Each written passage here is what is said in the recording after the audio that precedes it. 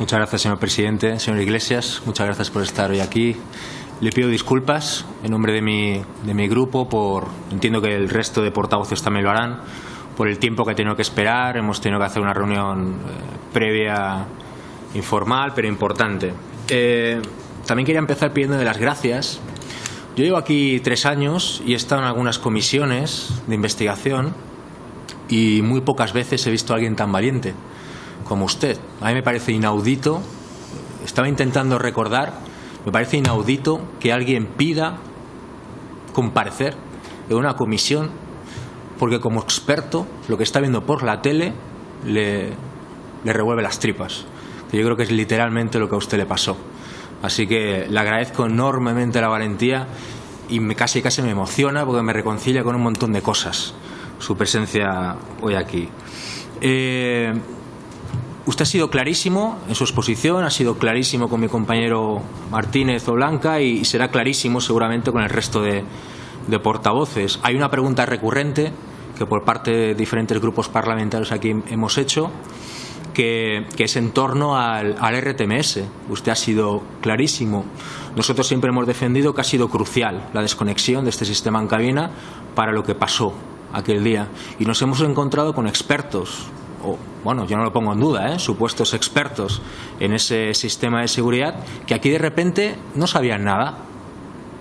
Entonces, le vuelvo a agradecer esa valentía. Pero creo que hay algo aún más importante, y eso es lo que le quiero preguntar primero, del hecho de la desconexión, que es que se hicieran 24 horas, que la decisión se tomara a través de un mail por parte de 2 personas muy importantes, que todo el mundo sabe quiénes son y que han comparecido, se tomara en menos de 24 horas. La pregunta es ¿por qué? A ver, gracias primero por sus apreciaciones y teniendo en cuenta que hay que hacer un informe previo de seguridad. Yo le voy a contestar. Mi opinión personal es que habría que haber hecho un análisis de riesgos, porque es un cambio obviamente significativo, como lo demuestra lo que pasó después. Lo que pasa es que hay una concepción o un dogma que cuando yo llegué a DIF y luego lo he vivido durante estos años y que espero que esto lo empiece a derrumbar, que es que el ASFA es seguro hasta 200 kilómetros por hora. Dogma que se cae con 80 personas fallecidas. Y ese dogma no se puede mantener.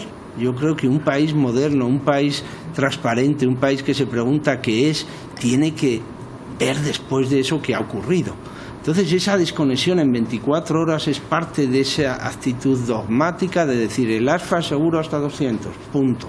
Y como es seguro hasta 200, da igual seguir en ASFA o en RTMS. Y no se es consciente, como dijo aquí el señor Tamarit, de que se está bajando 1 millón de veces el nivel de seguridad. Y eso yo creo que es algo que el sector ferroviario español tenemos que hacérnoslo mirar y cambiar hacia el futuro. Y esa yo creo que es la razón de esa desconexión en 24 horas. Usted ha hecho referencia a gente que aquí había faltado a la verdad y no le quiero poner de verdad ningún compromiso.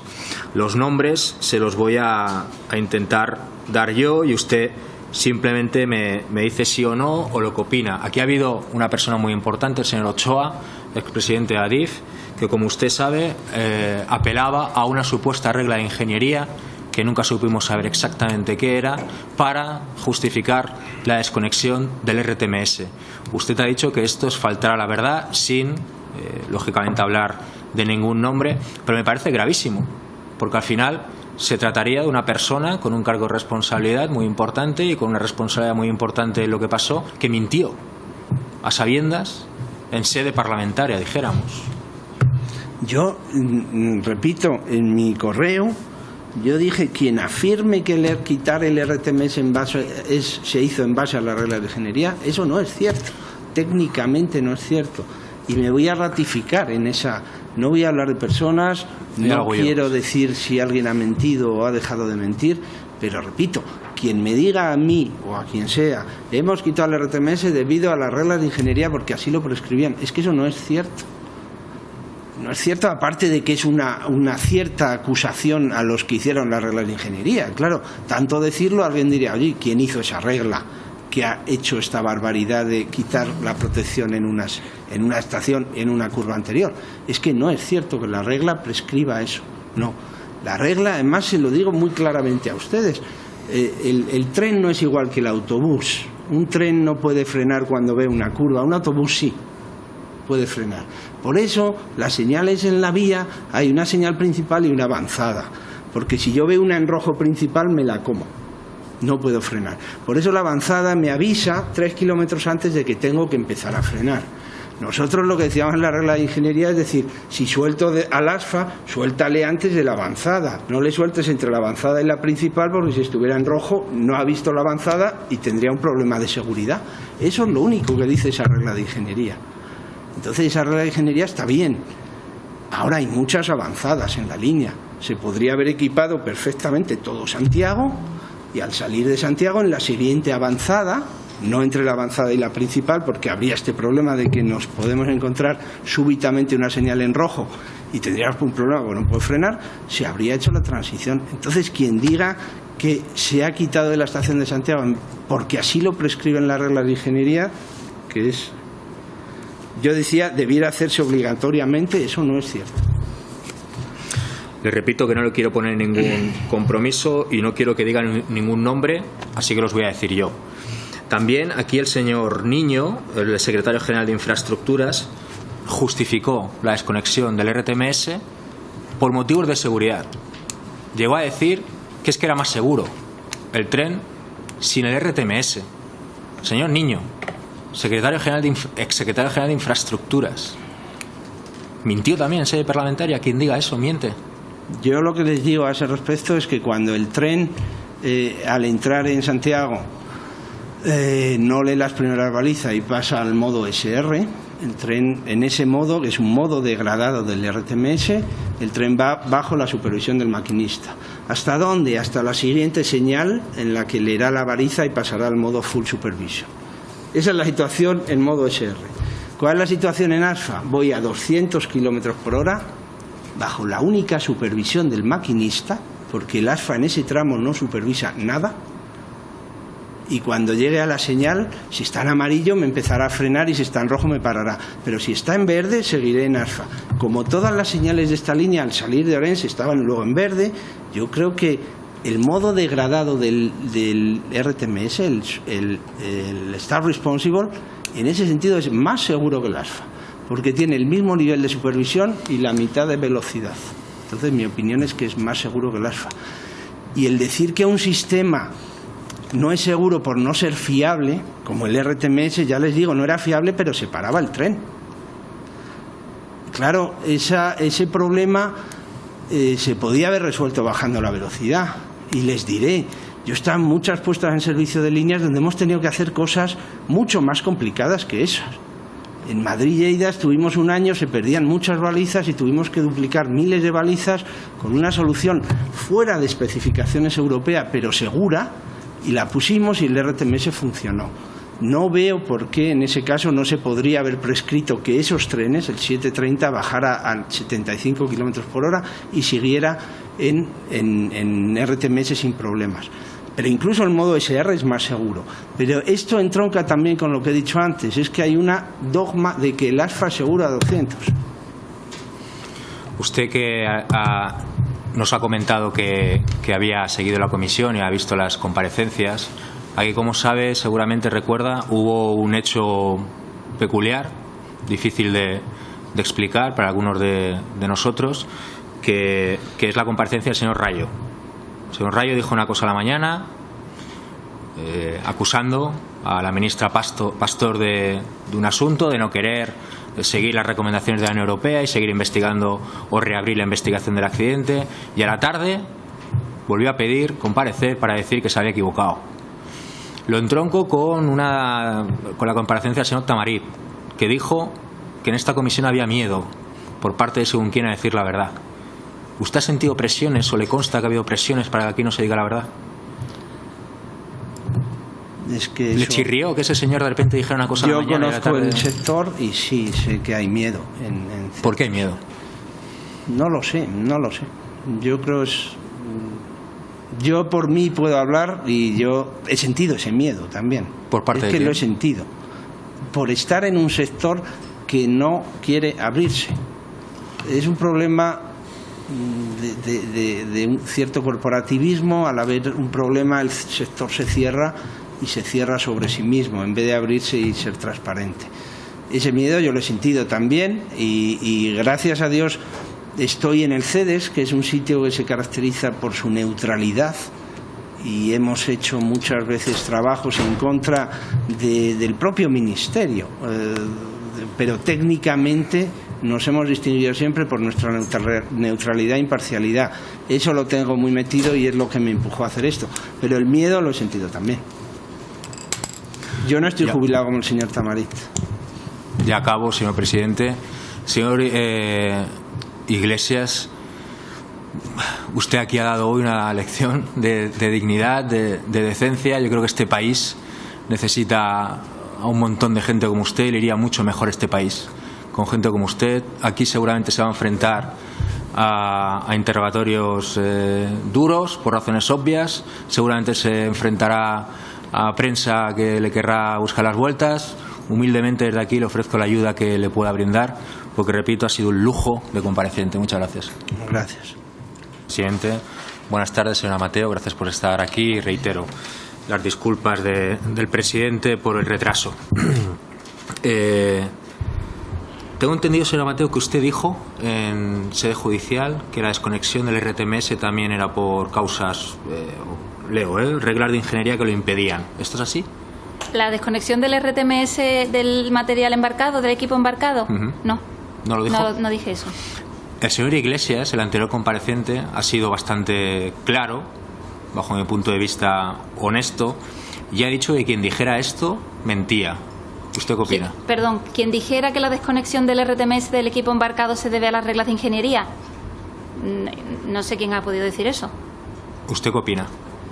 La desconexión del RTMS del equipo embarcado, hasta donde yo sé y he podido analizar, porque ya le digo que el informe no comprende ese ámbito, se debió a una traslación de información que hace el operador por problemas de fiabilidad del embarcado, en la que con un equipo que tiene una tasa de fallo, que debe de tener una tasa de fallo de 10 elevado a la menos 9, el equipo, eso significa que tiene que tener 1.000 millones de horas sin fallo, pues tenía, si no recuerdo mal, no quiero faltar a la verdad, un fallo cada hora y media, una tasa de ese estilo. En ese sentido, eso incumple la ETI, y como incumplimiento de la ETI plantean esa desconexión y no tiene nada que ver con las reglas de ingeniería hasta donde yo sé. ¿Usted cree que la desconexión del sistema RTMS en cabina influyó en algo en el resultado final del accidente? No creo que influyese en nada. ¿Qué opina de las palabras del anterior compareciente? Es que no lo he podido escuchar. Ha dicho que quien dijera eso mentía. Pues supongo que él habrá evidenciado con hechos o con, no sé, le habrá dado a ustedes evidencias de eso. Yo desde luego no voy a aludir a que nadie miente. Creo que cada uno da su opinión técnica y lo que sí le digo es que no tiene nada que ver con las reglas de ingeniería, eso seguro. Yo no lo dije en sede judicial porque no lo sostengo ahora y me voy a ceñir a lo que dije allí en sede judicial. Y la razón por la que le digo que no tiene relación es porque en el punto del accidente no había RTMS. La audiencia provincial ya se pronunció en este sentido al respecto, no recuerdo bien la fecha, no sé si fue en marzo, y ya decía que no había relación causal con el accidente, la desconexión del RTMS embarcado, que es a lo que se refiere usted, ¿verdad? Esto sí que se lo leo literalmente. Usted dijo en el juzgado: no hay curvas peligrosas, sino curvas definidas por un radio y peralte para las que la normativa prescribe una velocidad que es la que debe respetarse en todo momento. Sí. 5 años después sigue pensando esto, que la curva de Anglós no era peligrosa. Sí, pero con el máximo respeto, ¿eh? O sea, en sede judicial hice una aclaración porque se había entresacado mis palabras y entiendo que podían hacer daño. Cuando 80 personas mueren en una curva, decir que la curva no es peligrosa es bastante chocante. Pero la explicación que doy es ingenieril y me van a permitir como técnica que explique a qué me refiero. El accidente es de unas dimensiones enormes y hay 80 personas muertas y eso no se puede clasificar como nada más que esto. En cuanto al diseño del trazado, lo que quiero decir es que las curvas, a diferencia de lo que ocurre en la carretera, no tienen una catalogación de peligrosas o no peligrosas. Y esto ocurre porque el ferrocarril es un sistema guiado, es un sistema sin volante, es un sistema que no requiere evitar un obstáculo, no requiere una intersección, no requiere nada más, requiere muchas cosas, pero en este punto requiere adaptar la velocidad al punto en el que se circula. Entonces, lo trascendente y lo crítico es que la velocidad a la que se determina ese punto del trazado sea adecuada. En ese sentido, quería decir que el binomio Peralte-radio define una velocidad de manera que si se circula a esa velocidad, la circulación es segura. Por eso no hay curvas peligrosas, pero es evidente que hay 80 muertos en esa curva. En ese sentido quería decirlo. Y así lo expliqué allí porque me había parecido que podía ofender la expresión. La ERA dice literalmente: el riesgo de descarrilamiento por exceso de velocidad y específicamente en curvas es conocido por los ingenieros ferroviarios desde que se construyeron los primeros ferrocarriles, al igual que los riesgos de no controlar la velocidad. ¿Usted está de acuerdo con esto? Los riesgos de sobrevelocidad son conocidísimos. Entonces yo pregunto, desde mi desconocimiento, se lo pregunto si tenemos un sistema, además costoso, como el RTMS, destinado a controlar la velocidad, ¿por qué se desconecta? Se vuelve a referir al embarcado. Yo creo que es lo que he dicho antes y lo que han dicho algunos comparecientes que he podido escuchar. El razonamiento de la desconexión viene porque un equipo que está diseñado para realizar una función y que no resulta fiable su función está afectando a la seguridad. Y el tema no era que debido a esa desconexión, por supuesto, iba a un modo seguro y se paraba. Podríamos asumir, pues que se pare cada poco, que se vaya parando y que no avance. Y no es realmente, eso es una simplificación, en mi opinión, de lo que pasó. Le estoy hablando del tren y yo pertenezco a DIFEN, le estoy haciendo mi comentario técnico, pero es un tema de Renfe, tanto las razones de la desconexión como el analizar los riesgos del factor humano respecto a la desconexión. En la Directiva 49 se establecen claramente las responsabilidades tanto del administrador como del operador. Y en ese sentido, el administrador, y ahora le respondo, no estoy cambiando de tema, pero es importante centrar esta idea, el administrador tiene su propio factor humano. Todo el personal que está en el puesto de mando está atendido por el administrador y es responsable de que descansen de forma adecuada, estén formados, atender su comportamiento con respecto a las máquinas que manejan.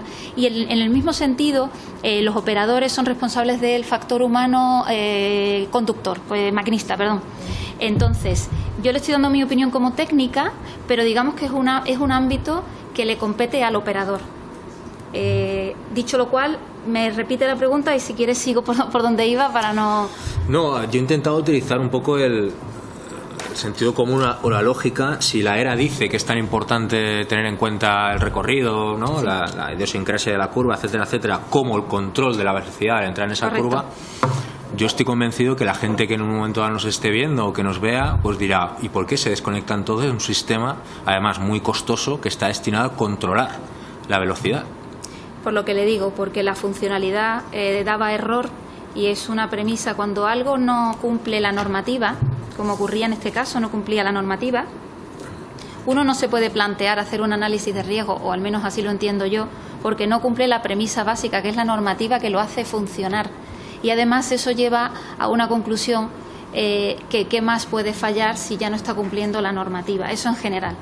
En cualquier caso, le diré que el sector ferroviario en España, que es un sector seguro, tiene un estándar de seguridad alto, y eso no lo digo yo, lo dice la ERA. Tiene un sistema de señalización que es conocido, que es el RTMS, las líneas de alta velocidad, como conocemos todos, y tiene un sistema ASFA que tienen distinto nivel de seguridad, es evidente, no son comparables, pero que funcionando a la velocidad adecuada protege, es decir, tiene que funcionar como está prescrito que funcione.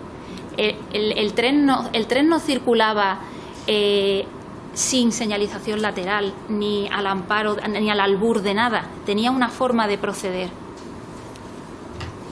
Sí, pero también pareciera desde fuera, y repito, quizá estoy pecando aquí de desconocer un montón de cosas que usted seguramente conozca, pero a veces da la impresión como que se dejó en manos o en la pericia de una sola persona la vida de un montón de gente, habiendo medidas de seguridad existentes desconectadas. Es que no afecta la desconexión del RTMS, por lo que le digo, y así lo determina la audiencia provincial. En el punto S no había RTMS de todas formas, o sea que eso está aclarado. Pero sí le digo que respecto a la pericia de los maquinistas, que son grandes profesionales, son personas formadas y habilitadas para esa línea y ese tren. Si eso lo trasladamos a la carretera, sería tanto como que cada vez que uno cambia de coche le tengan que volver a examinar y solo puede hacer un trayecto, o aquellos para los que esté habilitados, y no otros. O sea, es un control y una seguridad muy importante que yo no recuerdo en otro medio de transporte. Dicho lo cual, en este caso, el diseño que se hace de la línea en ese punto, y esto estoy segura que lo han escuchado en algún caso, en alguna comparecencia más, no deja solo en manos del maquinista y de su pericia el cumplimiento de la normativa. Hay otras barreras que protegen. Ya para acabar, señor Mateo, le leo un extracto del auto del juez, que sí, creo que es muy importante por lo claro que es. No podemos discutir que la curva representaba un riesgo en sí misma, que ese riesgo había sido detectado por la propia UTE y por INECO, que había sido comunicado a DIF para mitigar o conjurar dicho riesgo, y que finalmente, por parte de ADIF, nada se hizo para evaluar y reducir dicho riesgo a parámetros de tolerancia conforme a las exigencias de las normas CENELEC. O aquí el juez está prevaricando, está mintiendo, o hay algo que no acabamos de entender, porque él es muy claro. ¿Qué opina? Yo no voy a comentar el auto porque tengo respeto profundo por la justicia y el proceso no ha acabado. Lo que le voy a decir es lo que comenté en sede judicial, porque está grabado y porque cualquiera de ustedes pueden tener acceso respecto a este tema, y es que el sistema control, mando y señalización, el sistema de señalización tiene definido sus parámetros a través de las velocidades de los elementos que están dispuestos en la vía. Por tanto, la señalización nunca se define en base a nada que haya en el trazado. En este caso nos estamos ocupando de una curva, pero sería exactamente igual un viaducto, un túnel, un paso a nivel. El sistema de señalización, que es una capa, por explicarlo gráficamente, una capa que está por encima de la infraestructura, no ve ese punto singular. La UTE no vio curva, lo que vio es una velocidad que había que respetar. Y cuando esto que digo está en los dosieres de seguridad, que se puede comprobar. Los niveles que encuentra se hacen tolerables con la gestión compartida de riesgo. Y esto se establece en la Directiva 49 del 2004, en la que si un agente requiere del control de un riesgo y para controlarlo necesita de la actividad de otro agente, le transfiere para que lo gestione. No es quitarse del medio el riesgo, es que el único actor que es capaz de controlar la velocidad hoy por hoy era el maquinista. A lo mejor dentro de unos años no estamos en ese punto, pero ahora sí. Y de hecho, como ejemplo de gestión compartida de riesgos, que es muy interesante, que parece, o ha dado la sensación, o a mí me ha dado la sensación en alguna ocasión, que parece como que de alguna forma ADIF se quitaba de medio el riesgo trasladándolo pues a un eslabón débil, por decirlo de alguna forma, ¿no?, al factor humano. La realidad es que la gestión compartida de riesgos se realiza de forma constante dentro del propio ADIF y Renfe dentro de Renfe, por decir Renfe, cualquier operador, ¿no? ¿En qué sentido? En que una de las cosas que hay que garantizar, uno de los riesgos que hay que gestionar es que, seguir hablando de balizas, es que las balizas estén bien mantenidas. Hay un riesgo que sería que un mal mantenimiento de una baliza haga que se desconecte, o que se robe, o que no funcione, y eso lo tiene que garantizar el propio Adif. ¿Quién? Otro departamento distinto al que construye, y se transfiere el riesgo para que se gestione y se lleva a un nivel tolerable, y le aseguro que Cenelec se cumplió, por lo menos yo he verificado que se cumplió. Nada más, muchas gracias. De nada.